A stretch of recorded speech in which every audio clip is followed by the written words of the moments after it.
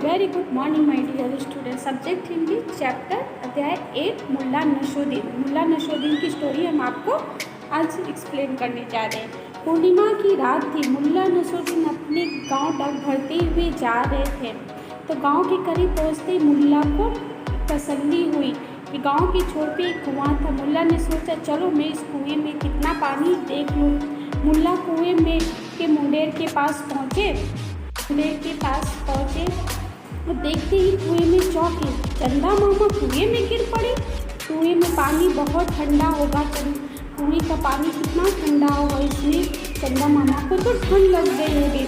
चलो रस्सी के सहारे में चंदा मामा को बाहर निकाल दूँ और फिर चंदा मामा को गेंद की तरह उछाल दो ऊपर उधर और पहुंचा दो आकाश में। उन्होंने सोचा कि मैं चंदा मामा को कुएं से निकाल के आसमान में पहुंचा दूँ। तो यह सोचकर मुल्ला नसरुद्दीन रस्सी लेकर आया, फंदा बनाकर उसे कुएं में डाल दिया। फिर जोर जोर से चिल्लाए, चंदा मामा बिल्कुल डरना मत है, रस्सी अच्छी तरह से पकड़ लो, अब मैं तुम्हें खींचता हूँ। गहरे कुएं में रस्सी कहीं जा फंस गई और मुल्ला जोर लगाकर खींचते पर रस्सी ऊपर नहीं आ रही थी। मुल्ला ने सोचा लगता है रोज़ पूरन पूरी खाकर चंदा मामा का वजन तो बहुत ही बढ़ गया है, रस्सी जोर से खींचनी पड़ेगी।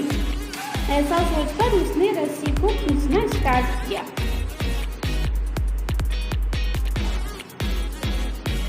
मुल्ला नसरुद्दीन ने अपना दायां पांव कुएं के मुंडेर पर जमाया, रस्सी इधर उधर हिलाई और फिर पूरी ताकत लगाकर रस्सी खींची। कुएं में फंसी हुई रस्सी टूट गई। काफ़ी जोर लगाने की वजह से रस्सी टूट गई। रस्सी टूटते ही मुल्ला धड़ाम से गिर गया। चारों खाने चित हो गए। सिर का पिछला हिस्सा जमीन से टकराया। इतने जोर से गिरा कि उसके सर के जो पीछे का हिस्सा था वो उस पर काफ़ी चोट लगा और वो बेहोश हो गया। कुछ देर के लिए मुल्ला अचेतन बेहोश होकर उसकी आंखें बंद हो गई। कुछ देर बाद होश आने पर मुल्ला आंखें खोले तो देखा आकाश में गोल मटोल चंदा मामा। मुल्ला एकदम प्रसन्न हो उठा, बोले थोड़ी चोट लगी पर कुएं में से चंदा मामा को बाहर तो निकाल दिया और कैसे पहुंचा दिया आकाश में। तभी तो चंदा मामा मेरी ओर देखकर मधुर मंद मुस्कुरा रहे। जब उसने ऐसा किया तो वो गिर जाने की वजह से जब सोया तो उसको ऊपर देखा तो आकाश में चंदा मामा गोल मटोल उसे दिख रहे थे। उसे लगा कि चलो मैंने थोड़ी चोट खाई पर मैंने चंदा मामा को आसमान में भेज दिया, यानी कि चंदा मामा अपनी जगह चले गए, ऐसा उसे लगा। अब दूसरी कहानी हम पढ़ेंगे। एक बार मुल्ला नसरुद्दीन अपने खेत के मचान पर बैठे हुए थे। खेत में हरी भरी फसल लहलहा रही थी, पक्षी चहक रहे थे। तभी एक बैल बाड़ तोड़कर खेत में घुस आया, यानी कि खेत के चारों ओर जो बाड़ बना होता है उसे तोड़कर वो वहाँ आ गया। तो मुल्ला वहीं पे मचान के ऊपर, यहाँ खेत में ऊंचा मचान बनता है उस पर बैठ कर देख रहा था। किसी जानवर के घुसने की आवाज़ सुनकर मुल्ला के कान पड़े। मुल्ला ने गर्दन ऊंची करके आवाज़ की दिशा में देखा तो उसे एक बैल खेत में फसल बर्बाद करते हुए के बाहर रास्ते पर बैल का मालिक आराम से खड़ा था। मुल्ला ने देखा कि बैल हमारे खेत में घुस गई है और मेरे खेत में जो फसल है उसे बर्बाद कर दिया। और उस बैल का मालिक वहीं बाहर खड़ा हुआ देख रहा था कि उसका बैल क्या कर, बट वो कुछ कर नहीं रहा था कि वो अपनी बैल को रोके या वहाँ से बाहर निकाले। तो फिर मुल्ला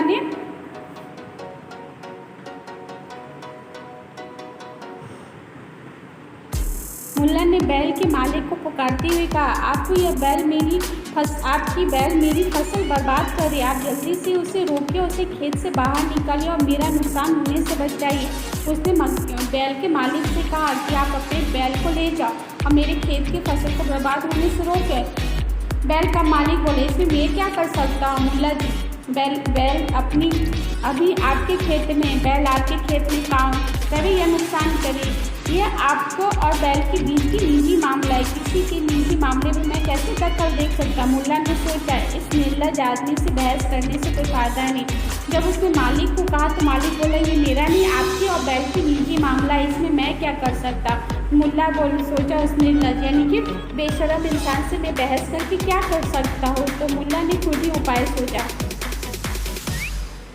मुल्ला के हाथ में लाठी लेकर दौड़े और बैल को सटाक सटाक लगाने लगे।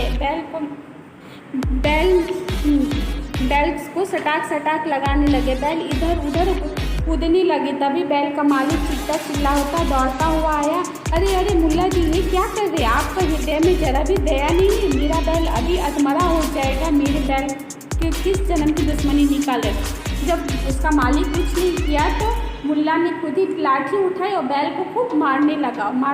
उसे दौड़ा और फिर मार खाने से बैल इधर उधर दौड़ता चिल्लाता भाग रहा था। तो बैल का मालिक चिल्लाते हुए बोला कि अरे मुल्ला जी, आप क्या कर रहे हो? मेरा बैल तो अधमरा हो जाएगा, ऐसे क्यों मारे? किस जन्म की दुश्मनी मेरे बैल से निकाले? मुल्ला ने जवाब दिया, आपका बैल इस समय मेरे खेत में, इसलिए मैं इसे चुराऊँ या मारूँ यह मेरे अब बैल की निजी मामला है। किसी के निजी मामले में आपको दखल देना, बैल की निजी मामला है, किसी की निजी मामले में आप दखल कैसे दे सकते हो? बैल का मालिक समझ गया और उसने तुरंत मुल्ला से माफ़ी मांगी। मुल्ला ने बैल को मारना बंद कर दिया और बैल का मालिक बैल को खेत से बाहर ले गया। तो फिर ऐसा देखकर मुल्ला को करता हुआ बैल का मालिक बोलता है कि मुल्ला जी, मेरे छोड़ दीजिए, क्योंकि मुल्ला ने कहा कि ये तो मेरे और बैल के बीच की बात है, आप क्यों दखल दें? क्योंकि ऐसा ही जवाब बैल का मालिक ने मुल्ला को दिया था। तो यही रिपीट उस पर ही किया कि आपके मेरे और बैल के बीच की मामला है, तो आप इसमें क्या बोल रहे? किसी के निजी मामले में आपको बोलना नहीं चाहिए। तो ये समझकर फिर बैल का मालिक मुल्ला से माफ़ी मांगने लगा कि मुल्ला जी, मुझे माफ़ कर दीजिए, मैंने गलती किया। ऐसा करके उससे माफ़ी मांगा और फिर वो मुल्ला ने बैल को मारना बंद कर दिया और बैल का मालिक बैल को लेके चला गया। ओके, ये हमारी मुल्ला नसरुद्दीन की स्टोरी यहाँ समाप्त होती है। Okay, bye.